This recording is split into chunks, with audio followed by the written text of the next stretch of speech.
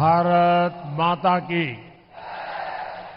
भारत माता की, भारत माता की। जय भवानी, जय भवानी। मुंबईकर बंधू आणि भगिनींनो, माझा तुम्हाला नमस्कार, राम राम, जय श्री राम।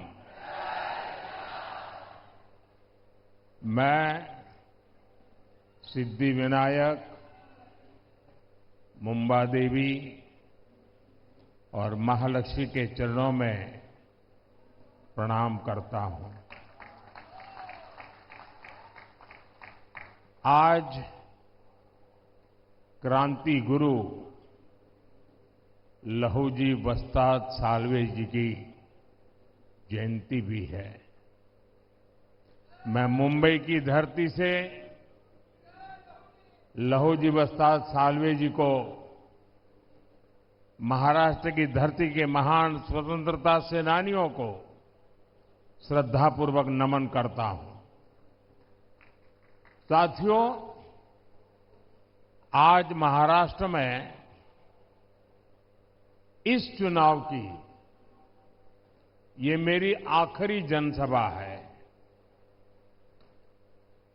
मैंने इस दौरान पूरे महाराष्ट्र का दौरा किया है। विदर्भ, मराठवाड़ा, पश्चिम महाराष्ट्र, उत्तर महाराष्ट्र, कोंकण, हर क्षेत्र के लोगों से मेरा संवाद हुआ और अब मैं आमची मुंबई में हूं।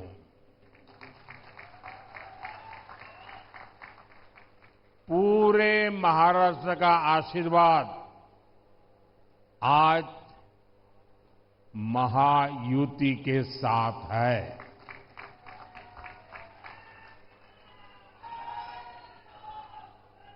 आज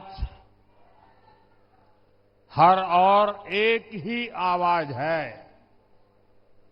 भाजपा महायुती आहे तर गती आहे, महाराष्ट्राची प्रगती आहे। साथियों, महाराष्ट्र की धरती से हर युग में नए चिंतन की नई धाराएं निकली है। यहां से संत ज्ञानेश्वर, संत तुकाराम, संत नामदेव जैसे संतों ने, विद्वानों ने समाज को दिशा दिखाई। यहीं से छत्रपति शिवाजी महाराज हिंदवी स्वराज का संकल्प देश को दिया।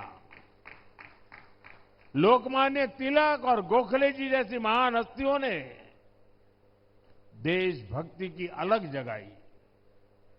आज महाराष्ट्र में एक तरफ महायुति की विचारधारा है जो इस विरासत पर गर्व करती है, दूसरी तरफ एक सोच महाअगाड़ी की भी है जो महाराष्ट्र के गौरव को लगातार अपमानित कर रही है। महाअगाड़ी के लोग तुष्टीकरण के गुलाम हो चुके हैं। ये वो अगाड़ी है जो राम मंदिर का विरोध करते हैं। ये वो अगाड़ी है जो वोट पाने के लिए भगवा आतंकवाद का शब्द गढ़ते हैं। ये वो अगाड़ी है जो आए दिन वीर सावरकर का अपमान करते हैं। ये वो अगाड़ी है जो कश्मीर में 370 की वापसी के लिए प्रस्ताव पारित करते हैं। ये कश्मीर में बाबा साहब आंबेडकर का संविधान लागू करने का विरोध करते हैं। साथियों, राजनीति में एक दूसरे पर वार पलटवार करना समझ में आता है, लेकिन जब बात देश की उपलब्धि की हो तो हर राजनीतिक दल का कर्तव्य है कि वह देश को अपने दल से ऊपर रखे।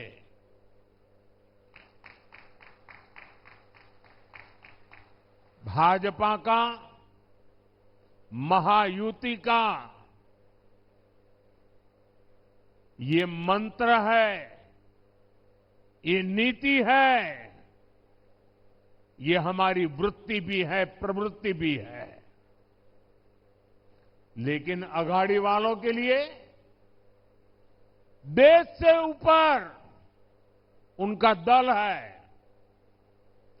जब भारत आगे बढ़ता है तो अघाड़ी वालों को तकलीफ होती है। भारत की हर उपलब्धि पर अघाड़ी वाले सवाल उठाते हैं। यही लोग हैं जिन्होंने दशकों तक मराठी भाषा को अभिजात भाषा का दर्जा नहीं दिया, और जब हमने मराठी भाषा को ये सम्मान दिया तो इन्हें सांप सूंघ जाता है।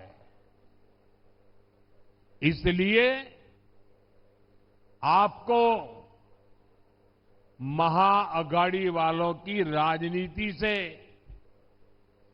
उनके इरादों से बहुत सावधान रहना है। साथियों, मुंबई सपनों का शहर है, तो महायुति सपनों को सिद्ध करने वाला गठबंधन है। देश का गरीब, मध्यम वर्ग और सामान्य मानवी,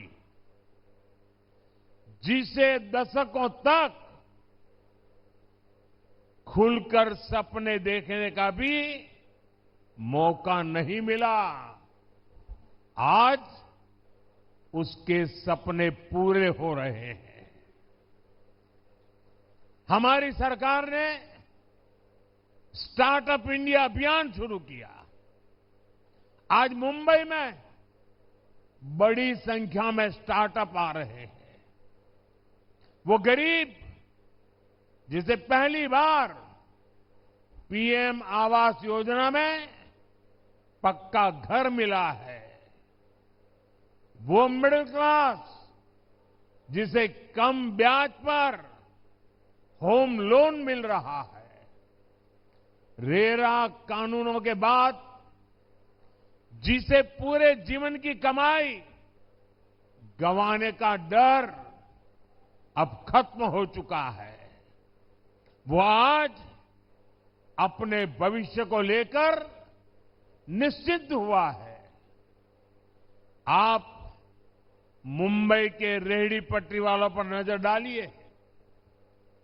आज लगभग 70 लाख रेहड़ी पटरी वालों को पीएम स्वनिधि योजना की मदद से अपना व्यापार बढ़ाने में मदद मिली है, और इसका फायदा यहां मुंबई के भी हमारे 1 लाख से ज्यादा रेहड़ी पटरी वालों को मिला है। और मैं मुंबई के हमारे साथियों का आभार व्यक्त करता हूं कि 1 आध साल पहले मुझे इन सभी रेहड़ी पटरी वालों के कार्यक्रम में आने का अवसर मिला था, और उनके चेहरे पर जो उमंग था, उत्साह था, कुछ कर गुजरने का मादा था, वो वाकई प्रेरणा देने वाला था।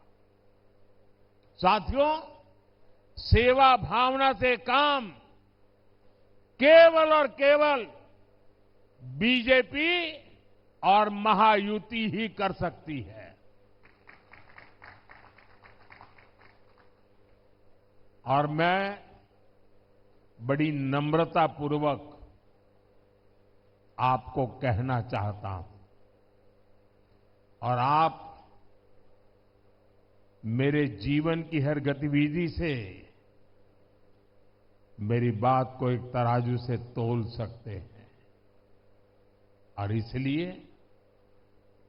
मैं जिम्मेवारी के साथ भी कहता हूं और पूरी नम्रता से कहता हूं,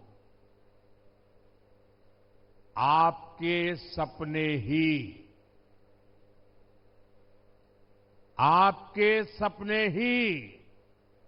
हमारे संकल्प है।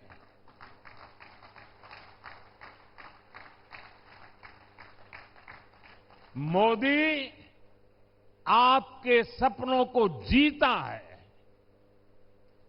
आपके सपनों के लिए जागता है और उन्हें पूरा करने के लिए जी जान से मेहनत की गारंटी देता है।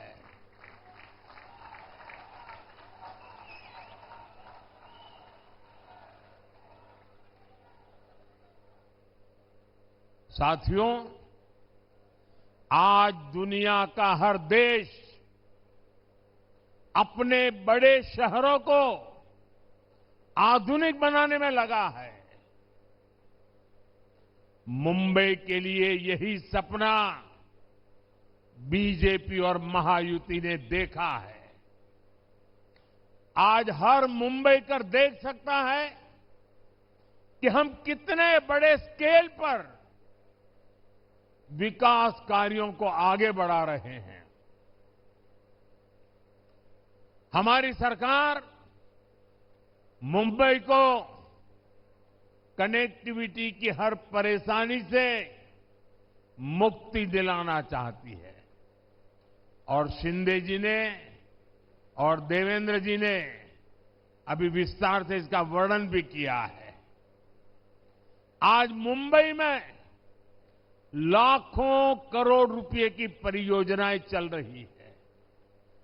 मेट्रो लाइन हो, लोकल ट्रेनें हो, मुंबई और आसपास के शहरों को जोड़ने वाले पुल हो, महामार्ग हो, एयरपोर्ट हो, हर दिशा में तेजी से काम हो रहा है।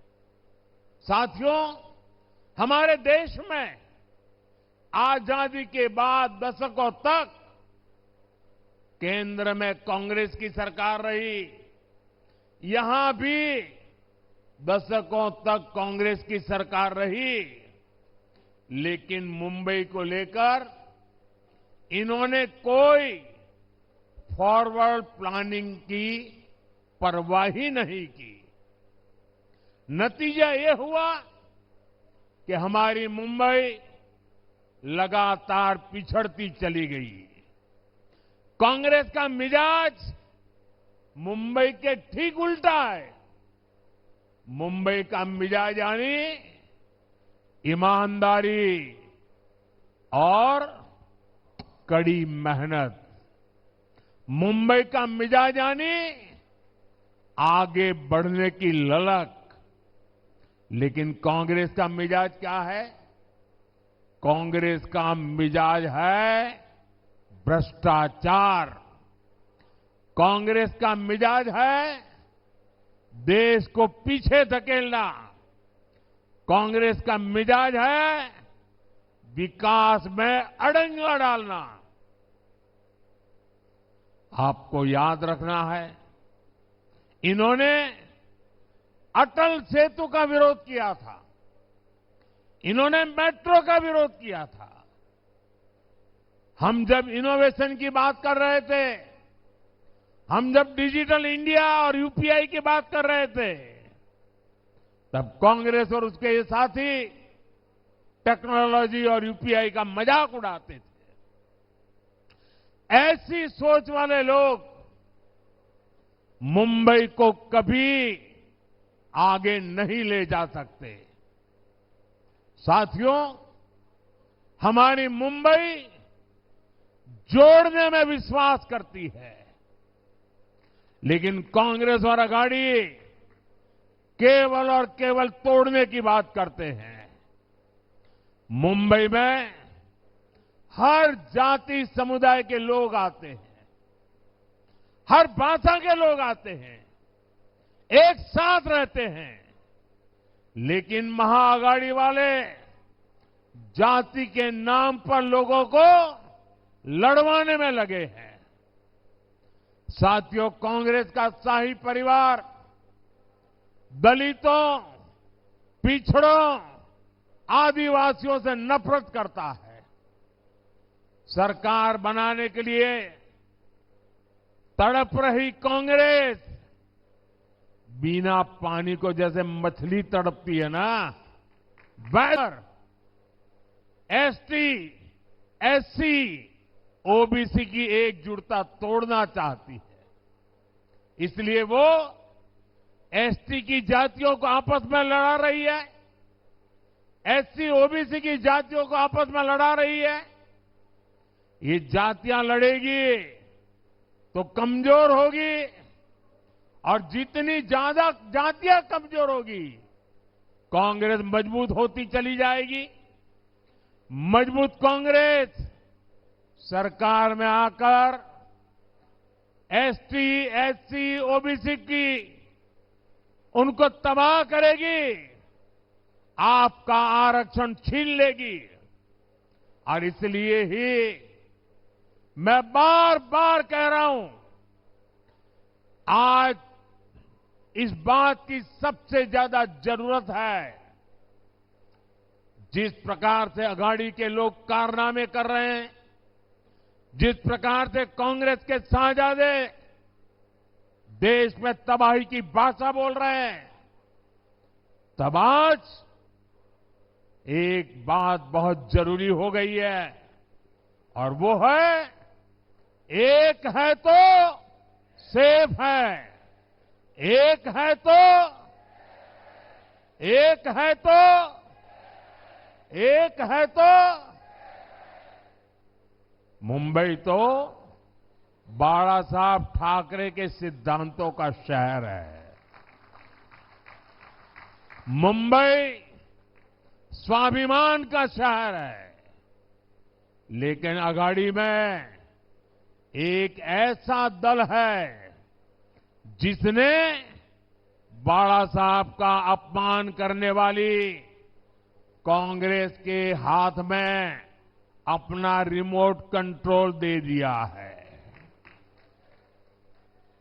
और इसलिए मैंने इन्हें चुनौती दी थी कि कांग्रेस के मुंह से, कांग्रेस के शहजादे के मुंह से बाला साहब ठाकरे की प्रशंसा के लिए कुछ बात जरा बुलवा के दिखा दीजिए। अरे एक बार तो कांग्रेस के शाहजादे से मुंह से निकलवाइए, हिंदू हृदय सम्राट बाला साहब ठाकरे।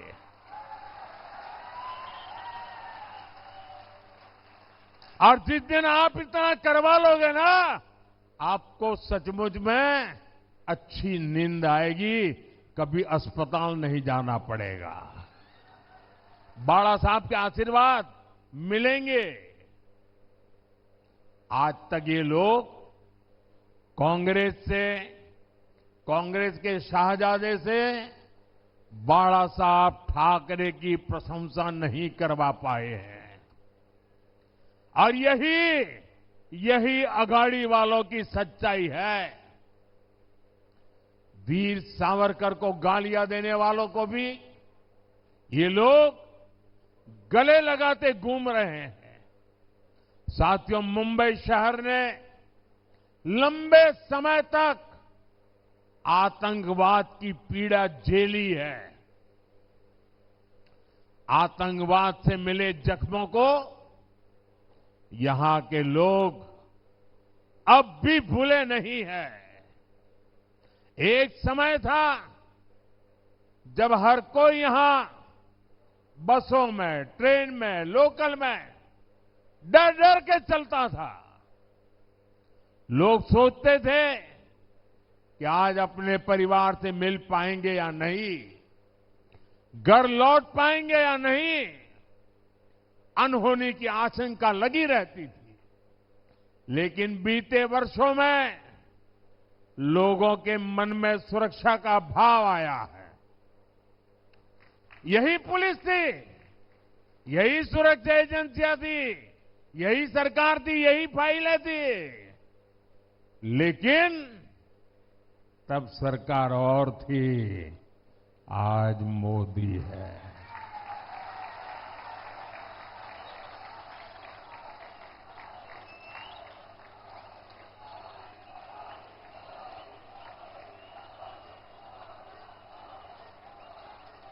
आपको सोचना है कि क्यों जब कांग्रेस सरकार थी तो मुंबई समेत देश भर में आतंकी घटनाएं होती रहती थी। हर जगह आपको लावारिस वस्तुओं का डर दिखाया जाता था। बस में, ट्रेन में बैठते ही सूचना आती थी कि कोई लावारिस बैग तो नहीं पड़ी है, कहीं कुकर तो नजर नहीं आ रहा है, कहीं टिफिन बॉक्स तो नजर नहीं आ रहा है। अगर दिखता है तो तुरंत पुलिस को जानकारी दीजिए, ऐसा कहा जाता था। अब ये सब बंद हो गया कि नहीं हो गया? ये सब गया कि नहीं गया? आज देश में मोदी की सरकार है। आतंक के आकाओं को पता है, अगाड़ी वालों को हो या ना हो। भारत के खिलाफ कुछ किया, मुंबई के खिलाफ कुछ किया, तो मोदी पाताल में भी उन्हें छोड़ेगा नहीं।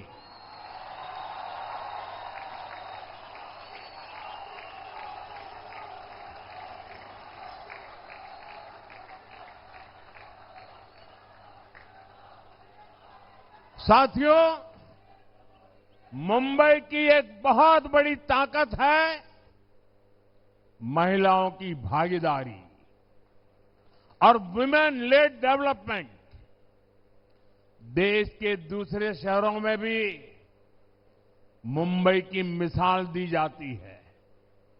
आज स्टार्टअप्स को लीड करने से लेकर ड्रोन दीदी की भूमिका निभाने तक महाराष्ट्र की महिलाएं देश को दिशा दिखा रही है।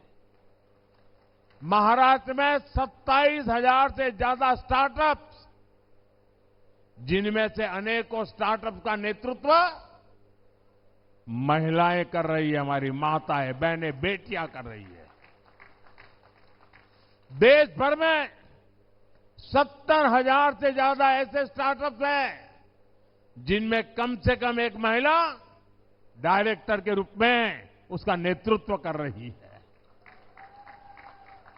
महिला नेतृत्व वाले कई स्टार्टअप्स मुंबई बेस्ड हैं। ये महिलाएं बड़ी संख्या में रोजगार के अवसर तैयार कर रही है। महायुति सरकार की माझी लाड़की बहन योजना का लाभ बड़ी संख्या में मुंबई की माताओं बहनों को भी मिला है।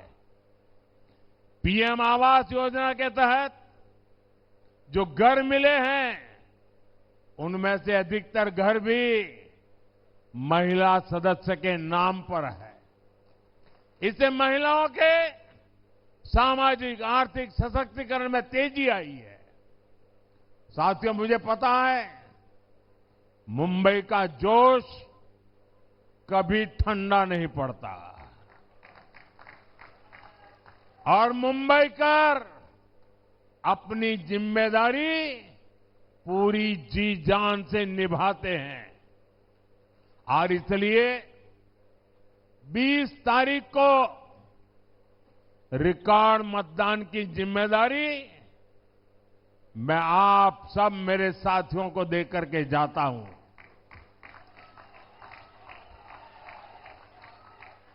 हमेशा ये जोश बनाए रखना है। हमें महायुति के सभी उम्मीदवारों को भारी बहुमत से विजयी बनाना है और आपको मुंबई में महायुति की नई सरकार के शपथ ग्रहण की तैयारी भी करनी है। और एक अर्थ में तो मैं कहूंगा कि मेरी चुनावी सभा कम है। आज तो मैं महायुति की सरकार जब बनेगी, नतीजे आने के 7-10 दिन में, मैं उस महायुति की सरकार की शपथ समारोह का आपको निमंत्रण देने के लिए आया हूं।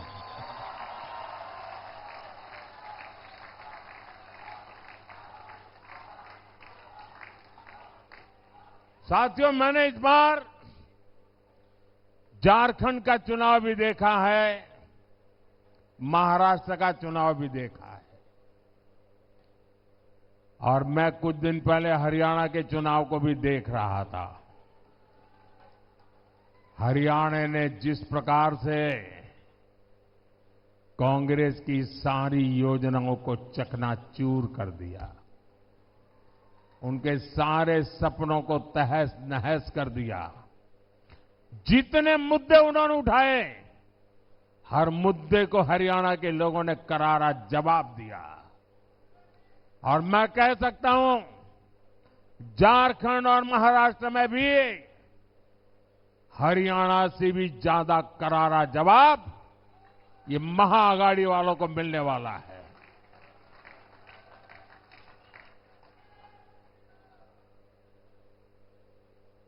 झूठ लंबे समय तक जिंदा नहीं रह सकता और देश की जनता ने हर झूठ को जमीन में गाड़ देने का तय कर लिया है। साथियों, ये लोग संविधान, और वो भी कोरे कागज वाला संविधान, कुछ भी नहीं लिखा हुआ ऐसा संविधान, लेकिन देश को मैं बताना चाहता हूं, इस देश के लिए शर्म की बात है, हम सभी देशवासियों के लिए शर्म की बात है कि आजादी के बाद 6-7 दशक तक बाबा साहब आंबेडकर का संविधान जो हम सबको चलाता था, वो बाबा साहब आंबेडकर का संविधान पूरे हिंदुस्तान में लागू नहीं हुआ था और ये बात ये कांग्रेस वालों ने छुपाए रखी थी। इस देश में जम्मू कश्मीर में बाबा साहब आंबेडकर का संविधान नहीं चलता था। वहां विधान अलग था, वहां प्रधान अलग था और वहां का निशान भी, झंडा भी अलग था। 6-6, 7-7 दशक तक बाबा साहब का अपमान इन्होंने किया था। 370 की ऐसी दीवार खड़ी कर दी थी कि बाबा साहब आंबेडकर का संविधान जम्मू कश्मीर में घुस ही नहीं सकता था। जब आपने मोदी को सेवा का अवसर दिया, 370 को हमने जमीन में गाड़ दिया है।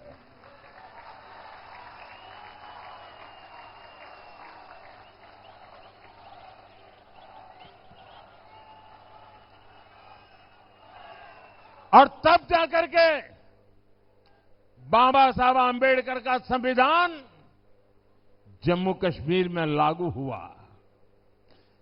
आप हैरान हो जाएंगे, जम्मू कश्मीर में हाई कोर्ट का जज अगर महाराष्ट्र से गया होगा तो भी, आंध्र से गया होगा तो भी, तमिलनाडु से गया होगा तो भी जम्मू कश्मीर में हाई कोर्ट का जज भारत के संविधान पर शपथ नहीं लेता था, वो जम्मू कश्मीर के विधान के आधार पर शपथ लेता था।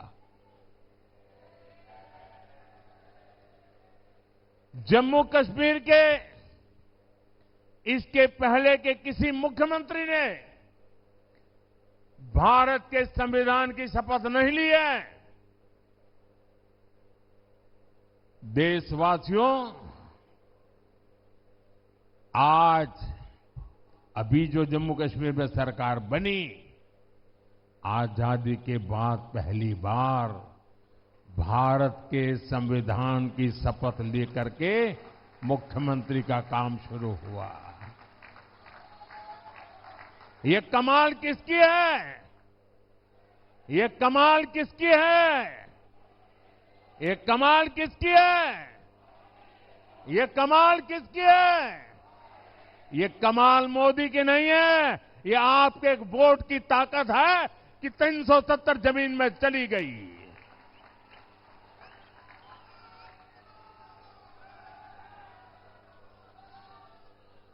और इसलिए आपके वोट की ताकत को समझ के फिर से एक बार मुझे महाराष्ट्र की सेवा करने का मौका दीजिए। मुझे आपके सपनों के लिए जी जान से जुटने का अवसर दीजिए। और इसलिए मुझे महायुति का साथ चाहिए। आपके सपने पूरे करने के लिए महाराष्ट्र में महायुति की सरकार चाहिए, ताकि मैं बिना कोई रोक टोक आपकी सेवा करता रहूं। इसीलिए मैं आज आपसे आशीर्वाद मांगने आया हूं, महायुति के लिए आशीर्वाद मांगने आया हूं। मेरे इन सभी साथियों के लिए आपका आशीर्वाद मांगने आया हूं। मेरे साथ बोलिए, भारत माता की, भारत माता की, भारत माता की। बहुत बहुत धन्यवाद।